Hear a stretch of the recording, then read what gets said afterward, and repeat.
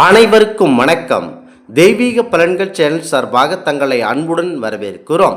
இன்று நம் காணொளியில் காண விரும்புவது ஆவணி மாதத்தில் மிகவும் கவனமாக இருக்க வேண்டிய ராசிகளை பற்றித்தான் இந்த காணொளியில் பார்க்க போகிறோம். வாருங்கள் காணொளிக்கு செல்லலாம். மறக்காமல் ஒரு சப்ஸ்கிரைப் செய்யவும். தமிழ் மாதத்தில் தமிழ் வருடத்தில் ஒவ்வொரு மாதமும் சூரியன் ஒவ்வொரு ராசிக்கு பயிற்சி அடைந்து சஞ்சரிப்பார். அப்படி சூரியன் சிம்ம ராசிக்கு பயிற்சி ஆகக்கூடிய மாதம்தான் மாதங்களின் அரசன் ஆவணி மாதம்.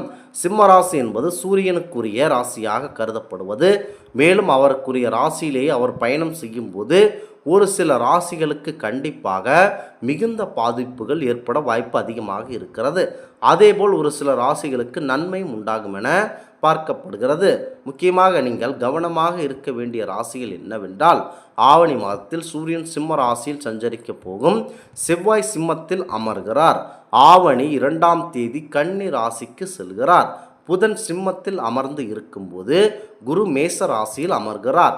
சுக்கிரன் கடக ராசியில் இருக்கிறார். சனி கும்ப ராசியில் அமர்கிறார்.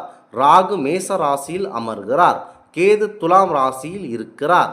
இப்படிப்பட்ட சஞ்சாரத்தில் ஆரம்பிக்கக்கூடிய திகழ்வதுதான் ஆவணி மாதம். இந்த ஆவணி மாதத்தில் இந்த கிரகங்களின் சஞ்சாரப்படி சில ராசிகள் மிகுந்த பயத்துடனும் கவனமாகவும் செயல்பட வேண்டும். உங்களுக்கு வேண்டிய நிலைக்கு ஆளாகி கண்டிப்பாக கஷ்டப்படுவீர்கள். அந்த ராசிகளை பற்றித்தான் பார்க்க போகிறோம்.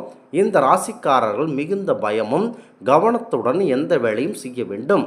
யாரிடமும் எந்த சூழ்நிலையிலும் எந்த விதமான ஒரு நிதி சம்பந்தப்பட்ட கையெழுத்தும் மற்றும் பணம் சம்பந்தப்பட்ட முதலீட்டால் இறங்குவது இது எல்லாமே தவிர்ப்பது சிகுந்த நல்லது.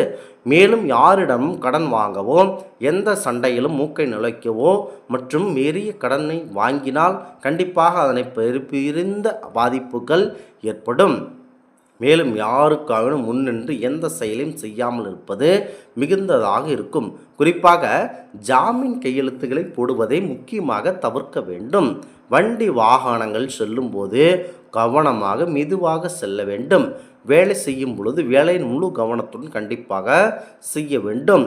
தொழிலில் அகலக்கால் எடுத்து வைக்க கண்டிப்பாக கூடாது. புதிதாக முன்பின் தெரியாதவரிடம் எந்த ஒரு வேலையை சொல்வது பேசும் பொழுது கவனமுடன் கண்டிப்பாக பேச வேண்டும். தங்களுடைய இரகசியங்களை கண்டிப்பாக பிறர்களிடம் கூறக்கூடாது. அதே போல பலவீனங்களையும் கூறக்கூடாது. தான் உண்டு தன் வேலை உண்டு என்று இருந்தால் எவ்வித பிரச்சனையும் இருக்கக்கூடாது.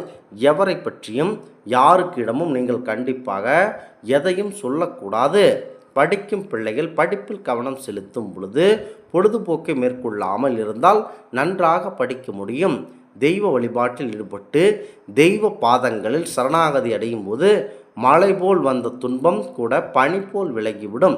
இந்த ஆவணி மாதத்தில் முக்கியமாக நீங்கள் கண்டிப்பாக கவனமாக இருக்க வேண்டியவர்கள்.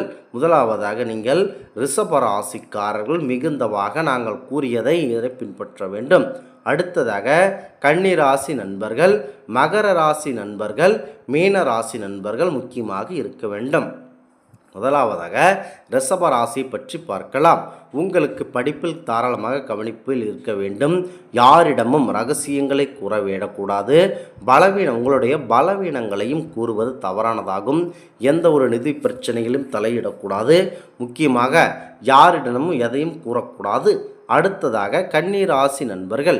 கன்னிராசி நண்பர்களுக்கு இந்த மாதம் ஒரு கவலைக்கிடமான மாதமாகவே அமைகிறது. எந்த ஒரு காதல் பிரச்சனைகளிலும் ஈடுபடக்கூடாது. எவருக்கும் உதவி செய்ய செல்லக்கூடாது.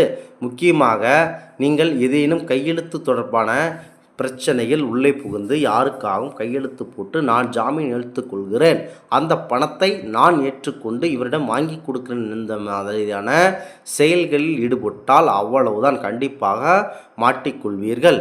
கண்டிப்பாக இந்த மாதத்தில் அகலக்கால் வைக்கவே கூடாது. அடுத்ததாக மகர ராசி நண்பர்கள், கண்டிப்பாக நீங்கள் எந்த பிரச்சனையாக இருந்தாலும் நீங்கள் தெய்வத்தின் பாதங்கள் ஜனாகதி அடையும் போது மழை போல் வந்த துன்பம் கூட பனி போல் விலகிவிடும். நீங்கள் முழுக்க இந்த மாதத்தில் கண்டிப்பாக இறை வழிபாட்டிலேயே இருந்து வர வேண்டும். மிக முக்கியத்துவம் என்னவென்றால் எந்த பிரச்சனையிலும் தலையீடு இருக்கக்கூடாது, நிதி சம்பந்தப்பட்ட பிரச்சனை இருக்கக்கூடாது, எந்த தொழிலும் நான் தொடங்குகிறேன் என பணத்தை அதிகமாக செலவிட்டு அதில் இறங்கி மூழ்கிவிடக்கூடாது. அடுத்ததாக மீனராசி நண்பர்கள் எந்த ஒரு ரகசியத்தையும் எவரிடமும் கூறக்கூடாது. தங்களுக்கு தெரியாத நபர்களிடம் யாரை பற்றியும் குறை சொன்னால் அவ்வளவுதான், அவர்கள் நேரடியாக நம்முடைய எதிரிடம் கொண்டு போய் சேர்த்து விடுவார்கள். நமக்கு மிக பிரச்சனை ஏற்பட்டுவிடும். முக்கியமாக படிக்கும் குழந்தைகள் பள்ளியில் கண்டிப்பாக கவனத்துடன் படிக்க வேண்டும். எந்த தொழில் தொடங்குவராக இருந்தாலும் சற்று பொறுமை காத்து தங்களுக்கான நேரம் வரும் வரை அமைதியாக இருக்க வேண்டும்.